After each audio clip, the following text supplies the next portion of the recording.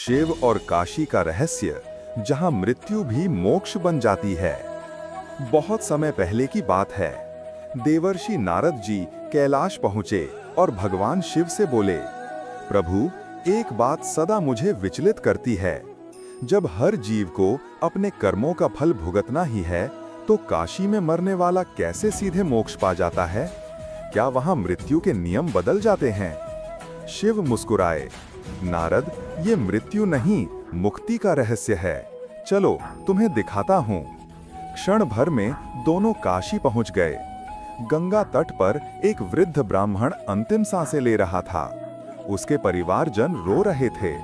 नारद ने कहा, प्रभु, ये तो सामान्य मृत्यु है, इसमें क्या विशेषता है? शिव ने नेत्र बंद किए और उसी क्षण वृद्ध के कान में एक दिव्य स्वर गूंजा, राम राम। वृद्ध के मुख पर मुस्कान फैल गई और उसकी आत्मा गंगा की धारा की तरह शांत होकर विलीन हो गई। नारद ने देखा, यमदूत पास भी नहीं आए। उन्होंने आश्चर्य से पूछा, प्रभु, ये क्या हुआ? यमराज क्यों नहीं आए? शिव बोले, क्योंकि काशी मेरी नगरी है नारद। यहाँ मृत्यु नहीं, शिवत्व होता है। जो यहाँ अंतिम सांस लेता है, उसके कान में मैं स्वयं राम नाम देता हूँ, ताकि वह अपने भीतर के भाई को भुलाकर अमृत को पहचान ले। नारद ने कहा, प्रभु, क्या सिर्फ नाम सुनने से मुक्ति मिल जाती है? शिव बोले, नाम नहीं, स्मरण से मुक्ति मिलती है। जब कोई जीव मेरे नाम से जुड़ जाता है, तब मृत्यु केवल शरीर से होती है, आत्मा अमर हो जाती है। फिर शिव ने कहा, काशी केवल एक स्थान नहीं है नारद, यह एक अवस्था है। जब मनुष्य अपने भीतर बसे शिव को पहचान लेता है, तब वही उसकी काशी बन जाती है। और जो भीतर काशी पा लेता है, उसके लिए मृत्यु का कोई अस्तित्व नहीं रहता।